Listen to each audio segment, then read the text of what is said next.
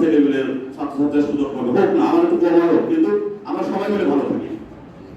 আজকে তার বিদায় অনুষ্ঠান। আমি শুধু আমাদের যারা স্টুডেন্ট আছে, যারা ছাত্রীরা, তাদের কাছে অনুরোধ করবো, স্যার এখন যতই হাই স্কুল থাকুক, স্যারের কিন্তু একটু মন খারাপ হবে। আমি স্যারের বাড়ি কিন্তু পাশাপাশি কাছে, কলেজের কাছে।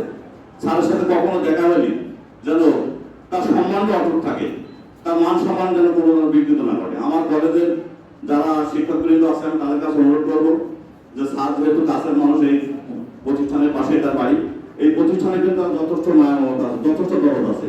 সে কিন্তু এখন যতই থাকবে, আজকে কিন্তু রাত্রি সে আছে না, বেশ কিছু সে ঘুমাতে পারবে না, তার অনেক খারাপ লাগবে।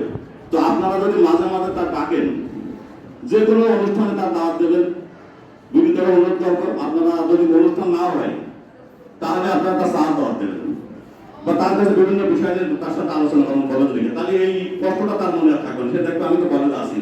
আর পাশাপাশি কি হবে, এগুলো করলেই যারা এখন প্রতিষ্ঠানে অর্থাৎ তারা কিন্তু আরো অনুপ্রেরিত হবে যে না, আমরা তো ভালো কাজ করছি, স্থানের মতো করবেন, আমাদের কিন্তু আমরা কলেজ থেকে বেরিয়ে নিলেও আমাদের কিন্তু সবাই খোঁজ খবর রাখবে, আমাদের সম্মান করবে বা সবাই ভালোভাবে ডাকবে। ভালো কাজে স্বীকৃতি দিলে মানুষ আরো ভালো কাজ করার জন্য অনুপ্রেরিত হয়। স্বীকৃতি না দিলে কিন্তু মানুষ সেখান থেকে পিছিয়ে আসে। তা আমি আপনাদের সবার কাছে অনুরোধ করবো, আজকে স্যার যেহেতু আমাদের মাঝে বিদায় নিয়েছে, তার কর্মক্ষেত্রে একটা নিয়ম, এটা মানতেই হবে, করার নেই। কিন্তু আমরা মনে করবো স্যার সবসময় আমাদের মাঝে আছে, আমাদের বিভিন্ন বিষয় হলে আমরা স্যারের কাছে সহায়তা চাবো বা তার সাথে পরামর্শ করবো, তার সবসময় আমাদের সাথে রাখবো, এটাই আপনাদের কাছে আমার অনুরোধ। আর আমি কথা বলছি না, আজকে যে অনুষ্ঠানে যাকে অনুষ্ঠান, তার দীর্ঘায়ু সুস্বাস্থ্য কামনা সহ আপনাদের সবাই দীর্ঘায়ু সুস্বাস্থ্য কামনা করে শেষ করছি।